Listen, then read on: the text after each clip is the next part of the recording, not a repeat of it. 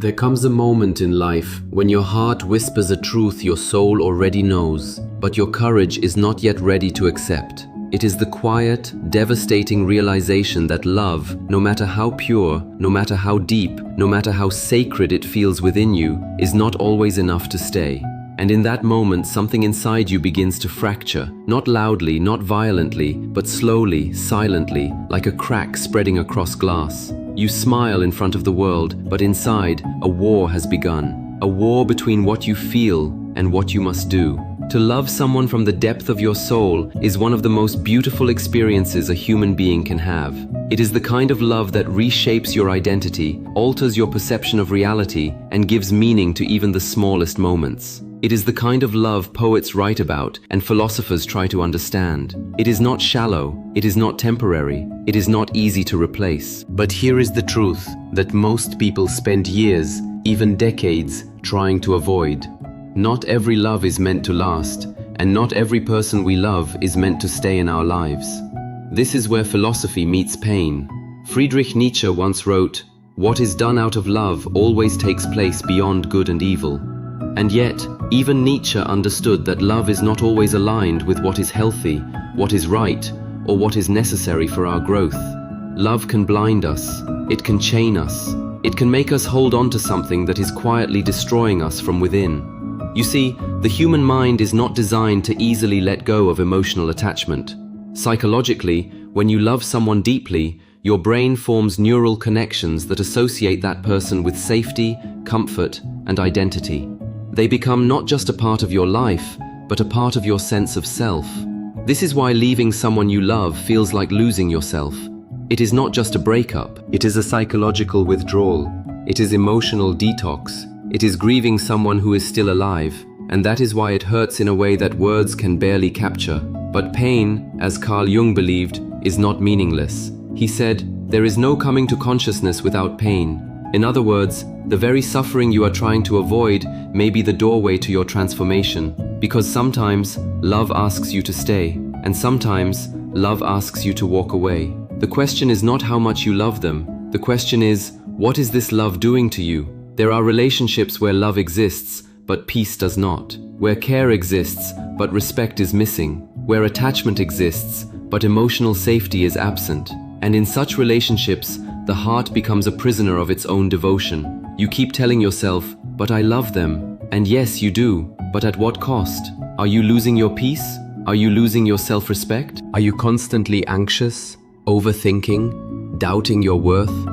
Are you shrinking yourself just to make the relationship survive? If the answer is yes, then what you are experiencing is not just love, it is emotional conflict.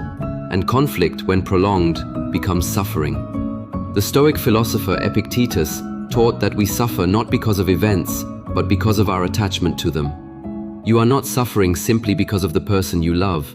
You are suffering because you are holding on to an idea of them, a version of the relationship that perhaps no longer exists.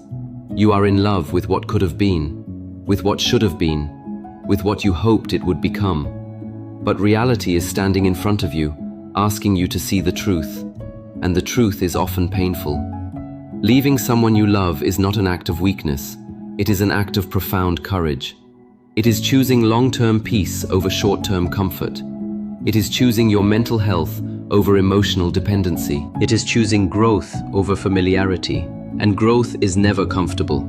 There is a reason why people stay in relationships that hurt them. It is not because they enjoy pain, it is because the fear of the unknown feels more terrifying than the pain they already understand. Familiar pain feels safer than unfamiliar freedom. But what if the life you are meant to live exists on the other side of this decision? What if your peace, your clarity, your self-respect, your true happiness are waiting for you the moment you gather the courage to let go? History is filled with individuals who had to walk away from something they deeply loved in order to become who they were meant to be. Whether it was philosophers leaving comfort for truth, leaders sacrificing personal relationships for a greater purpose, or ordinary people choosing self-respect over attachment, the pattern is the same. Growth demands sacrifice, and sometimes the hardest sacrifice is letting go of someone who still holds your heart. But let us be clear, letting go does not mean you stop loving them. love does not disappear just because you walk away. You may still think of them, you may still miss them, you may still feel that ache in your chest when their memory crosses your mind. And that is okay, because love, when it is real, leaves a mark. But you must understand this. You can love someone and still choose not to be with them. That is emotional maturity. That is wisdom. That is strength. The psychologist Erik Erikson spoke about the stages of human development, and one of the most important stages involves identity versus confusion. Sometimes, staying in a relationship that harms your mental peace keeps you stuck in confusion. Leaving, as painful as it is, allows you to rediscover who you are without the noise, without the chaos, without the emotional instability. It allows you to rebuild yourself. And rebuilding yourself is not easy. There will be nights when you question your decision, moments when loneliness feels heavier than the pain you left behind, times when your heart will try to convince you to go back.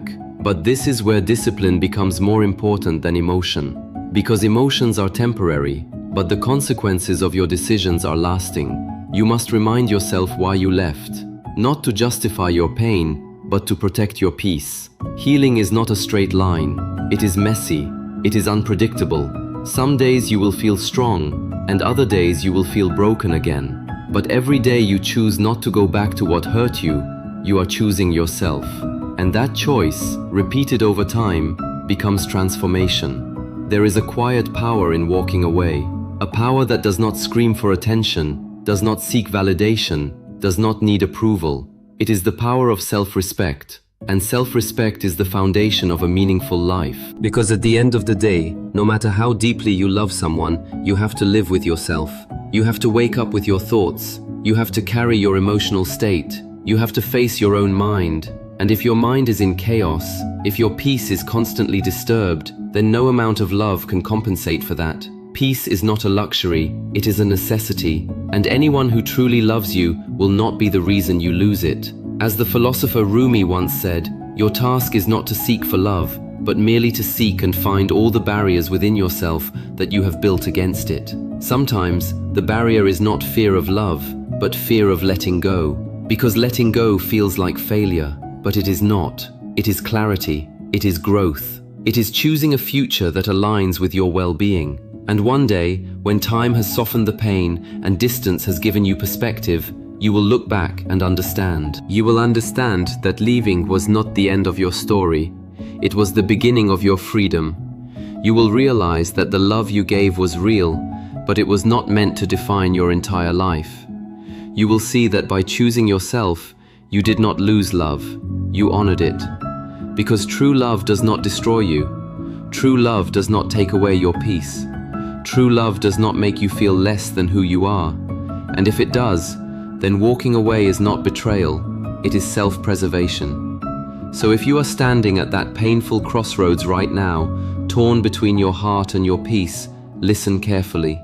Your heart may tell you to stay, but your soul knows when it is time to go. And the most powerful thing you will ever do in your life is not holding on, it is letting go. Even when your hands are trembling, even when your heart is breaking, even when every part of you is screaming to stay. Because sometimes the bravest thing you can do is walk away from what you love to save yourself. And in that moment, you do not become weaker, you become free. There is a particular kind of silence that follows the decision to leave someone you love. A silence that feels heavier than any argument, deeper than any sorrow, and more revealing than any conversation you ever had with them. It is the silence where your thoughts echo louder than their voice ever did, where memories replay without permission, and where your heart begins the slow, painful process of understanding what your mind has already accepted. In that silence, you will meet yourself. And for many people, that is the most unfamiliar and uncomfortable encounter of all. Because when you have loved someone deeply, you do not just give them your time, your attention, or your affection. You give them pieces of your identity. You shape your routines around them. You align your emotions with theirs. You build a version of yourself that exists in relation to them. And when they are gone, or when you choose to walk away, you are not just losing a person, you are losing the version of yourself that existed with them. This is why the aftermath feels like emptiness. But what if that emptiness is not a void to fear, but a space to rebuild? The ancient philosophers often spoke about the idea of self-mastery, the ability to stand alone, to understand oneself deeply, and to not be dependent on external circumstances for inner stability. The Stoics, particularly Marcus Aurelius, believed that true strength comes from within, not from what we hold on to externally. He wrote in his meditations, "You have power over your mind, not outside events. Realize this, and you will find strength." Yet, in matters of the heart, this principle becomes incredibly difficult to practice, because love makes the external feel internal. It makes another person feel like a part of your emotional system. Their presence regulates your mood. Their absence destabilizes it. Their approval feels like validation.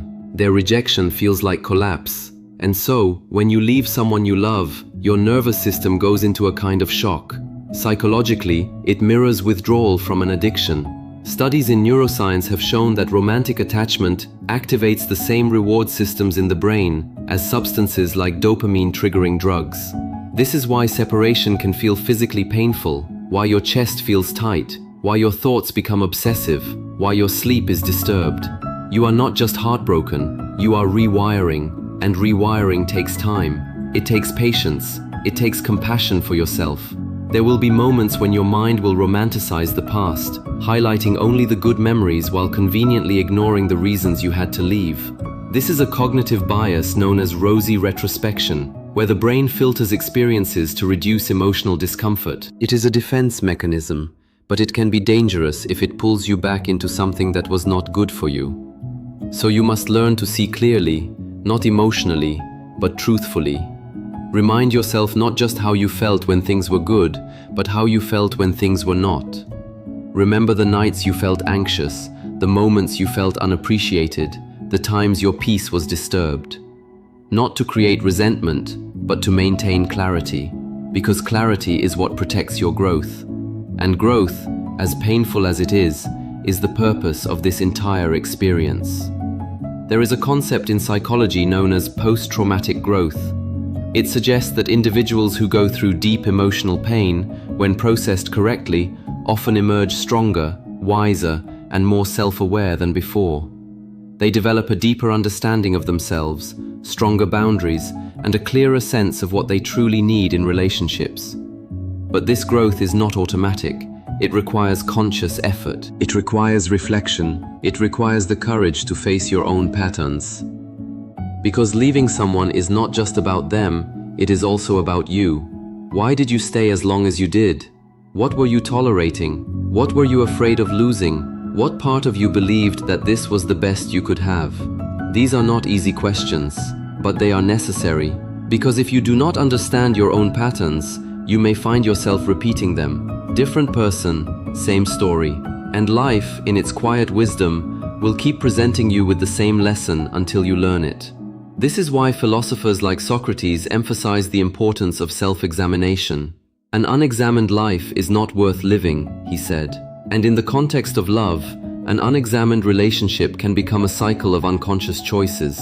Leaving someone you love is not just an emotional decision, it is a philosophical awakening. It forces you to redefine what love means to you. Is love sacrifice without limit? Is love staying no matter the cost? Is love losing yourself for the sake of another? Or is love something that must coexist with respect, peace, and mutual growth? The answer to these questions will shape the rest of your life. Because the way you define love determines the relationships you accept. And if your definition of love includes suffering as a requirement, you will unconsciously attract situations that fulfill that belief. But love, in its healthiest form, is not supposed to be a constant source of pain. Yes, it requires effort. Yes, it involves compromise. Yes, it is not always easy. But it should not cost you your mental stability. It should not make you question your worth. It should not make you feel like you are constantly fighting for emotional safety.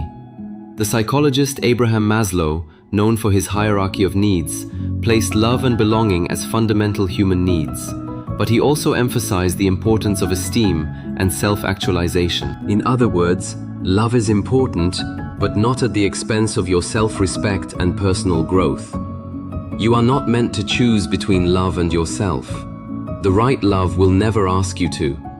So when you leave someone you deeply love for the sake of your mental peace, you are not rejecting love, you are redefining it.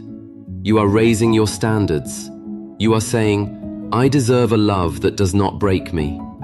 And that statement, though simple, is revolutionary. Because many people spend their entire lives accepting less than they deserve simply because they are afraid of being alone. But loneliness, as painful as it may feel, is temporary. Staying in the wrong relationship can become permanent damage, and there is a profound difference between the two. Loneliness gives you space to grow. The wrong relationship takes that space away. In solitude, you may feel empty at first, but slowly, you begin to fill that space with yourself. Your thoughts become clearer. Your emotions stabilize, your identity strengthens. You rediscover parts of yourself that you had neglected, ignored, or sacrificed. You begin to remember who you were before the relationship, and more importantly, you begin to discover who you can become after it. This is where transformation begins, not in the relationship, but in the absence of it.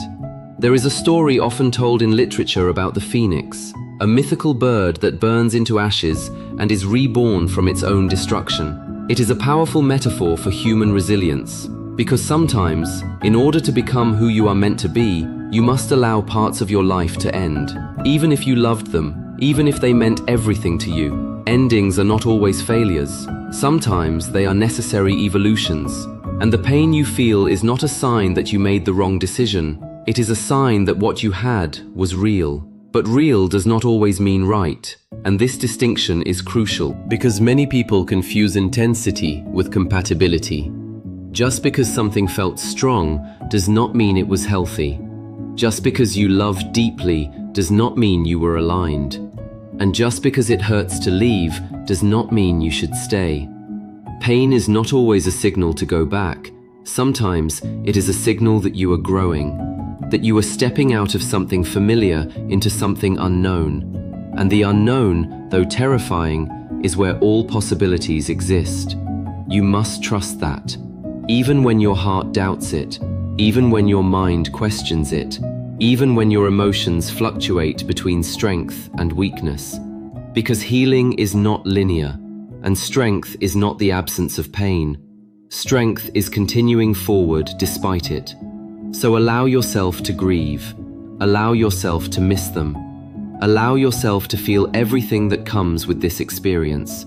But do not allow those feelings to control your decisions. Feel, but do not fall back. Remember, but do not return. Love, but from a distance that protects your peace. Because sometimes the most powerful form of love is not possession, it is release. And in releasing someone, you are not erasing what you had. You are honoring it by choosing not to let it destroy you. You are saying, this mattered, this was real, but this is not where I am meant to stay. And that is a level of emotional intelligence that many people never reach. It is the ability to hold two truths at once: that you love someone deeply and that you cannot be with them, that you cherish the memories and that you must create distance, that you feel pain and that you choose growth. This duality is what defines maturity, and maturity is what transforms heartbreak into wisdom. So as you continue on this path, remember this: you are not alone in this experience. Every person who has ever loved deeply has faced this moment in one form or another. Some chose to stay and lost themselves. Others chose to leave and found themselves. And now, you are standing at that same crossroads. But the fact that you are here, the fact that you are choosing your mental peace, the fact that you are willing to endure this pain for the sake of your well-being, that means you are already on the path of becoming stronger than you have ever been. And one day, not immediately, not easily, but inevitably, you will wake up and realize that the pain has softened. The memories no longer control you. The attachment has loosened. And in its place, there is something new, something quiet, something stable, something deeply powerful: peace. And when you reach that point, you will understand that leaving was not the loss you thought it was. It was the beginning of your return to yourself.